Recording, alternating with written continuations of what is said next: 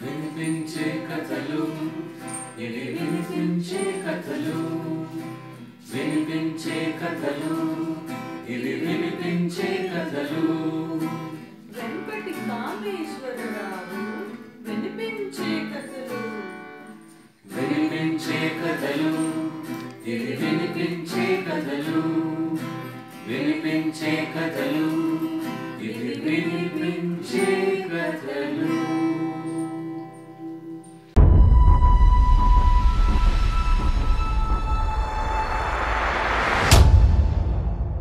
వినిపించే కథల ఆత్మీయ శ్రోతలకు సాదర స్వాగతం. ఈనాటి 861వ వినిపించే కథ వికే 861. శ్రీమతి వివివి కామేశ్వరి గారి కథ మెరిసిన ధర్మ సింధూరం వింటారు. ఈ కథ దేశం కోసం కథలు సిరీస్ కథ. ఈ కథను వినిపిస్తున్నవారు శ్రీ వెంపటి కామేశ్వరరావు. రచయిత్రి శ్రీమతి వివివి కామేశ్వరి గారు హిందీ ఎంఏ చేసి కొంతకాలం విద్యా వాలంటీర్గా పనిచేశారు. 2017 నుండి సాహితీ రంగంలో ఉన్నారు. రచనలు చేయడం, పాటలు వ్రాయడం, పాడడం, బొమ్మలు గీయడం ఇష్టం. వచన, నానీలు, హైకూలు, మణిపూసలు, సహజరాగ రంజితాలు, పంచపదులు, మినీ కవితలు, గజల్స్, వ్యాసాలు, పద్యాలు, కథలు, గల్పికలు, గొలుసు నవలలు, నవలికలు మొదలైన ప్రక్రియలలో వ్రాస్తూ ఉంటారు. కొన్ని సంకలనాలలో, ఆన్లైన్ పత్రికలలో వారి కథలు, కవితలు, సీరియల్ చోటు చేసుకున్నాయి. కొన్నింటికి చిరు బహుమతులు, ప్రశంసలు దక్కాయి. 60 మంది రచయితలు కలిసి రాసిన మానస వీణ గొలుసు నవలకు challenge book of world record certificate లభించింది. విశ్వసాహితి వారిచే మన భారతం సరళ శతకానికి గాను ప్రథమ బహుమతిగా 10,000 రూపాయల బహుమతి అందుకున్నారు. సినీ గేయ రచయిత చంద్రబోస్ గారిపై రాసిన కవితకు వారి ప్రశంసలను అమెరికాలో పొందారు. ఆజాదీ కా అమృతోత్సవ్ లోరీ కాంపిటీషన్లో కృష్ణా జిల్లా నుంచి 3వ స్థానం, తానా వారి గేయ రచన పోటీలో గుర్తింపు లభించి సంకలనంలో దీర్ఘ కవితకు స్థానం దక్కింది. నవీన్ చంద్ర గారి ఆధ్వర్యంలో అంతర్జాల వేదికపై కవితలు, కథలు చదివి వినిపించారు. 2024 కథా సంకలనం తూర్పు పడమరల ఏకతలో వారి కథకు స్థానం దక్కింది. శతావధానులు శ్రీ ఆముదాల మురళి గారి అవధానంలో పలుమార్లు పృచ్ఛకురాలిగా పాల్గొన్నారు. ఆకాశవాణి హైదరాబాద్ కేంద్రం నుంచి వారి కథలు ప్రసారమయ్యాయి. చైతన్య రాగాలు పేరిట నానీలు, గజల్ పుష్పాలు పేరిట తిరుప్పావై ముద్రణకు నోచుకున్నాయి. డాక్టర్ డివిఎన్ రామశర్మ గారి శిక్షణలో రాసిన ఈ గజల్స్కు వాణి అర్జున్ గారు తన మధుర స్వరం జోడించగా యూట్యూబ్లో కామేశ్వరి క్రియేషన్స్ పేరిట నిక్షిప్తపరిచారు. వారి కథ ఇప్పుడు విందాం.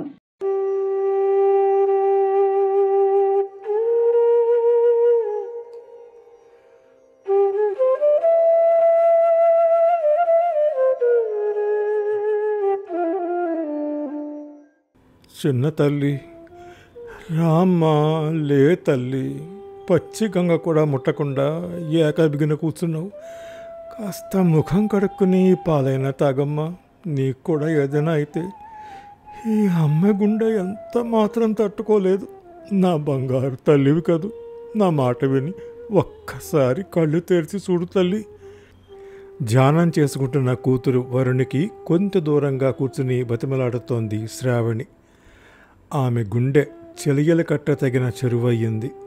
హృదయంలోని వేదన తిరిగి ఆ గుండెల వద్దకు చేరి తడిపేస్తోంది. ఆ తల్లి మాటల్లో దాచుకోలేని బాధ ద్యోతకమవుతోంది.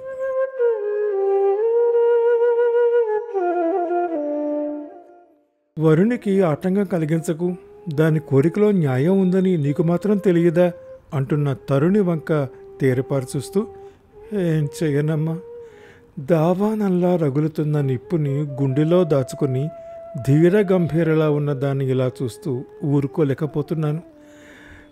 కళ్ళు ఒత్తుకుంటున్న తల్లిని అక్కడి నుంచి తనతో పక్కకు తీసుకువచ్చిన తరుణి తల్లి శ్రావణి చేత బలవంతంగా ఆ గ్లాసు పాలను తాగించి తన చున్నీతో ఆమె మూతిని తుడిచింది సున్నితంగా.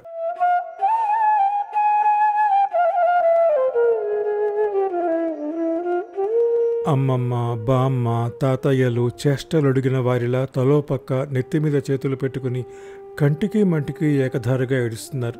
వారి దగ్గరికి వెళ్ళి, మీకు చెప్పేంతటి దాన్ని కాను. ఇప్పుడు మనం ఎదుర్కొంటున్న పరిస్థితి అనేక కుటుంబాలు ఎదుర్కొంటున్నాయి. కానీ పరిస్థితులను బట్టి జరిగింది వెనక్కి రాదు కనుక గుండె నెబ్బరం చేసుకుని జరగబోయే దాని గురించి ఆలోచించి ముందుకు దూసుకెళ్ళాలి. మనం ఈ సమయంలో చేయవలసింది ఏడుస్తూ కూర్చోవటం కాదు, మనమంతు కర్తవ్యంగా మన బాధ్యతను నిర్వర్తించాలి. ఓదార్పు మాటలతో వారిని ఉత్తేజపరిచింది తరుణి. ఆమె ఆలోచనలు 20 రోజులు ముందుకు తీసుకెళ్ళాయి. ఈసారి వేసవి విడిదికి కాశ్మీర్ పెడదాం నాన్న ప్లీజ్. గారాలు పోతూ అడిగిన కూతుళ్ల వంక చూసి మురిసిపోయాడు రాఘవ. వాళ్ళిద్దరిని దగ్గరకు తీసుకుని నుదుటి మీద ముద్దు పెట్టుకుని, అలాగే పెడదాన్రా బంగారాలు. అమ్మమ్మ బామ్మ వాళ్ళని కూడా ఒప్పించండి, అందరం సరదాగా వెళ్ళొద్దాం. ముందు మీ అమ్మని ప్రయాణానికి సిద్ధమని చెప్పండి. మేడం గారికి వారం ముందే చెప్పాలి, లేకపోతే ఫైర్ అవుతుంది అని భార్యను ఆట పట్టించి ల్యాప్టాప్లో ఫ్లైట్ టికెట్స్ బుక్ చేసే పనిలో పడ్డాడు. అంతే రండి, నేను ఏదైనా అడిగితే చాలు, ఆఫీసులో పని ఒత్తిడి బాగా ఉంది, వచ్చే సంవత్సరం వెళదాం, ఇప్పుడు కుదరదు అని ఠక్కుని చెప్పేస్తారు. మీకు వీళ్ళే కరెక్ట్. నవ్వుతూ ఒక చురకంటించి లోపలికి వెళ్ళింది శ్రావణి. ఈ వయస్సులో మోకాళ్ళు నడుము నొప్పులు, ఎక్కడికి రాలేము. వేళకి ఓ ముద్దని ముక్కు కింద గూట్లో వేసుకుని కృష్ణారామ అనుకుంటూ మేము నలుగురం కడుపులో చల్ల కదలకుండా ఏసీ గదిలో పడుకుంటాం. మీ నలుగురు వెళ్ళి రండి, ఎలాగూ వీడియో కాల్స్ ఉంటాయి కదా, మాకు చూపించండి చాలు అని సస్సేమిరా రామని ఘంటాపదంగా చెప్పేశారు ఆ నలుగురు. హైదరాబాద్ ఎయిర్పోర్టులో బయలుదేరిన లోహ విహంగంలో నుంచి కనిపిస్తున్న వెండి మబ్బుల్ని చూస్తూ సరదాగా ముచ్చట్లు చెప్పుకుంటున్న వారిని అప్సర్స్లా ఉన్న ఎయిర్ హోస్టెస్ అడిగింది చిరునవ్వుతో, లవ్లీ గర్ల్స్ ఎక్కడికెడుతున్నారు అని. జమ్మూలో దేవాలయాల్ని చూసి అక్కడి నుంచి యాపిల్ తోటల్లో విహరించడానికి కాశ్మీర్ పెడతాం అని చెప్పారు అక్కా చెల్లెళ్ళిద్దరూ ముక్తకంఠంతో. దిగుతుంటే happy journey girls, bye bye నవ్వుతూ సాగనంపింది ఎయిర్ హోస్టెస్.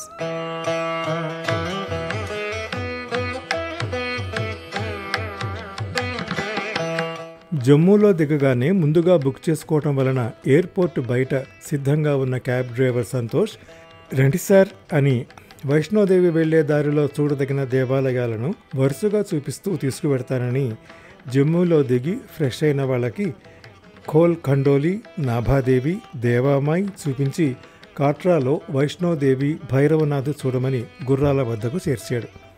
గుర్రప స్వారీ చేస్తూ అల్లంత దూరంలో కనిపిస్తున్న వెండి కొండల సౌందర్యాన్ని వీక్షిస్తూ దైవచింతనలో మునుగుతూనే ప్రకృతి మాత ప్రసాదించిన వరాలను ఆస్వాదించారు. మరుసటి రోజు కాట్రా నుండి బయలుదేరి అక్కడ చూడదగిన దేవాలయాలైన జీతో బాబా, శివ్ ఖోరీ, నవదేవీలను కూడా చూపించాడు. తిరిగి 3వ రోజు రాత్రికి జమ్మూ హోటల్లో బస చేసి వేకువజామున లేచి మినీ హరిద్వార్, జాంబవంత్ గుహ, కాళీ బహురాణీలను చూసి హోటల్ రూమ్కి తిరిగి వస్తూ, నీకు ఇప్పుడు సంతోషమేగా శ్రావణి అని భార్య కోరికను తీర్చగలిగాననే తృప్తితో అన్నాడు రాఘవ. ఏ దేవాలయానికి వెళ్ళినా నిబద్ధతతో స్టెన్ గన్స్ చేబూని నలుదిక్కలను అప్రమత్తతతో పరికిస్తూ పహారా కాస్తున్న సైనికులు కనిపించారు.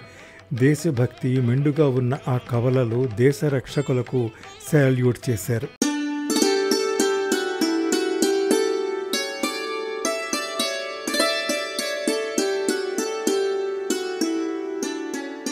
పెహల్గాం చేరిన వారి కళ్ళల్లో అక్కడి లోయలు, యాపిల్ తోటల సుందర దృశ్యాలు ప్రతిఫలిస్తున్నాయి. సందడిగా తిరుగుతూ అలసిపోయిన వారు దగ్గరలో ఉన్న దాబాలోకి ప్రవేశించారు. ఒక పక్క తిరిగి కాళ్ళు నొప్పులు పుడుతున్నాయి, మరో పక్క కడుపులో పేగులు ఆకలితో నకనకలాడుతున్నాయి. జోకులు వేసుకుంటూ తిందామని రోటీని తుంచుకునే లోగా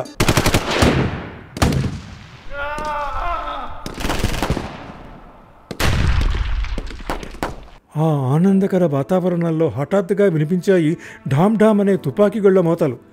భయంతో అందరూ పరుగులు తీస్తుంటే అక్కడే నివాసం ఉండేవారు కొందరు, భయపడకండి, ఇవి ఉగ్రవాదులపై భారతీయ సైనికులు చేస్తున్న రిహార్సల్స్, అంతే, బల్లల కిందుగా పడుకోండి అన్నారు. బయటకు వెళ్లిన వారు వెళ్ళగా మిగిలిన వారు బల్లల కింద పడుకున్నారు. విచక్షణారహితంగా జరిపిన కాల్పులలో కేవలం మగవారిని మాత్రమే టార్గెట్ చేశారు. రోదిస్తున్న మహిళలతో పోండి, వెళ్ళి మీ ప్రధానికి మొరబెట్టుకోండి అని వీరంగా వేశారు ముష్కరులు. అప్పటికే అప్రమత్తమైన భారతీయ మిలిటరీ రంగప్రవేశం చేసింది. బయటకు వచ్చి బిక్కుబిక్కుమని తల్లిదండ్రులు వస్తారని ఎదురుచూస్తున్న తరుణీ వరుణీలు రక్తసిక్తమైన దుస్తులతో భయంగా ఒంటరిగా వచ్చిన శ్రావణి నుదుట సింధూరం స్థానంలో రుధిరపు మరకలు చూసి ఖిన్నులయ్యారు.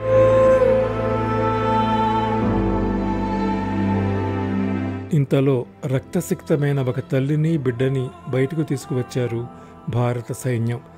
భర్త శరీరం నుంచి కారే రక్తాన్ని తన బిడ్డ వంటిపై పూయడంతో మరణించాడనుకుని వదిలేశారు అని చెప్పిన ఆ అమ్మాయి భర్తను పోగొట్టుకున్న వేదనను దిగమింగి బిడ్డను దగ్గరగా పొదువుకుంది. అప్పటి వరకు హనీమూన్కి వచ్చిన కొత్త జంటలతో విహారయాత్రికులతో కళకళలాడుతూ ఆహ్లాదంగా ఉన్న ఆ కాశ్మీర ఫలభరిత యాపిల్ ప్రాంతం రోదనలతో నిండిపోయింది. మతోన్మాదుల పైశాచిక ప్రవృత్తితో వెండి కొండల హిమగిరి శిఖరాల సామీప్యం అరుణవర్ణాన్ని అలుముకుంది. తల్లి మాటల్లో జరిగింది తెలుసుకుని, ఈ యాత్ర నా పాలిట శాపమవుతుందని అనుకుంటే మీ నాన్నని అడిగి ఉండేదాన్నే కాదు, చేతులా నా జీవితాన్ని నేనే నాశనం చేసుకున్నాను అని గుండెలు బాదుకుని ఏడుస్తున్న తల్లిని అక్కన చేర్చుకొని వెంటనే స్పందించిన భారత ప్రభుత్వ సహకారంతో తండ్రి అంత్యక్రియలను అయినాయి అనిపించి ఇంటికి తిరుగుముఖం పట్టారు ముగ్గురు.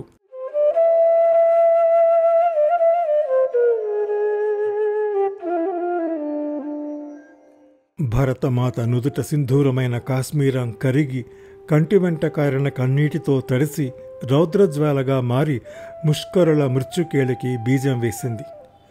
అహింస పరమోధర్మ అనే సిద్ధాంతాన్ని నమ్మిన భరతజాతి నేత ముళ్ళును ముళ్ళుతోనే తీయాలని తీసుకున్న నిర్ణయం అధర్మంపై ధర్మయుద్ధంలో ప్రధాన భాగంగా ముష్కరులను మట్టిపెట్టే పథకం ఆపరేషన్ సింధూర్తో భారత సేనను ముందుకు నడిపించింది.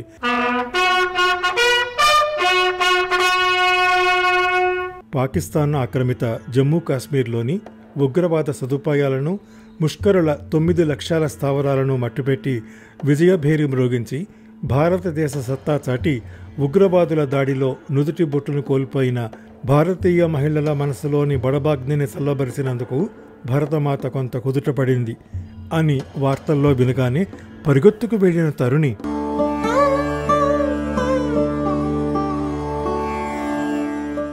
ఓం శ్రీ దుర్గాయై నమః సర్వబాధా ప్రశమనం త్రైలోక్య సాఖిలేశ్వరీ ఏవమేవ త్వయా కార్యం అస్మద్వైరి వినాశనం అని జపిస్తున్న వరుణి దగ్గరకు వెళ్ళి, నీ ప్రార్థన అమ్మవారు ఆలకించింది, నీ కోరిక నెరవేరింది, నాన్నను పొట్టన పెట్టుకున్న ఉగ్రవాదులు అంతమయ్యారు, ఇక నీ దీక్ష విరమించు అని నిమ్మ నీటిని తాగించింది. అమ్మమ్మ తాతయ్యలు దత్తత తీసుకోవడంతో నీకు ఇంటి పేరు మారింది. జన్మనిచ్చిన తండ్రి రుణంతో పాటు దేశమాత రుణాన్ని కూడా తీర్చుకోగలిగావు. నీ జన్మ సార్థకం చేసుకున్నావక్క అన్నది వరుణి. మరి నువ్వు మాత్రం నాన్నకు అంత్యక్రియలు చేయలేదు, మరి నేను చేయగలిగానా? అలాగే ఇది నా వంతు అంతే అన్నది తరుణి. ఆపరేషన్ సింధూర్లో తమ సైనికులు నిర్వహించిన మెరుపుదాడులను, మిసైల్స్ వేసి వారిని అంతం చేసిన విధానాన్ని వివరిస్తున్న 2 మహిళా అధికారులను టీవీలో చూపిస్తున్నారు. వారికి సాల్యూట్ చేశారు వరుణి, తరుణి. మయి సర్వాణి కర్మాణి సన్యస్యాధ్యాత్మచేతసా నిరాశీర్నిర్మమో భూత్వా యుద్ధస్వ విగతజ్వరః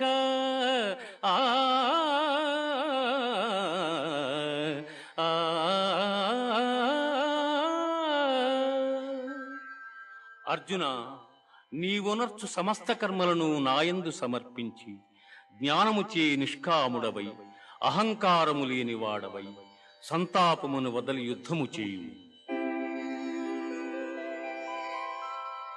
భగవద్గీత వినిపిస్తోంది పక్కనే ఉన్న గుడిలోంచి. శ్రీకృష్ణుడు చెప్పిన దీనిని ఆచరణలో పెడతాము అన్నారు ముక్త కంఠంతో. ఇక మీదట ఏ భారత నారికి మా అమ్మకు వచ్చిన దుస్థితి రాకూడదు తాతయ్య. మేమిద్దరం మిలిటరీలో చేరతాం, భరతమాత నుదుటి సింధూరాన్ని మెరిపిస్తాం అన్నారు. మీ నిర్ణయం సరైందే సమర్థించారు అందరూ. పవిత్ర యుద్ధం పేరుతో జరిగే ఈ అధర్మ యుద్ధాన్ని అంతం చెయ్యాలి. ధర్మయుద్ధంలో మేము కూడా భాగస్వాములం అవుతాము. మా జీవితాలను దేశానికి అంకితం చేస్తాం అని శపథం చేశారు ఆ కవలలు. టీవీలో భారతదేశ జెండా వారికి స్వాగతం పలుకుతున్నట్టు ఎగురుతోంది రెపరెపలాడుతూ.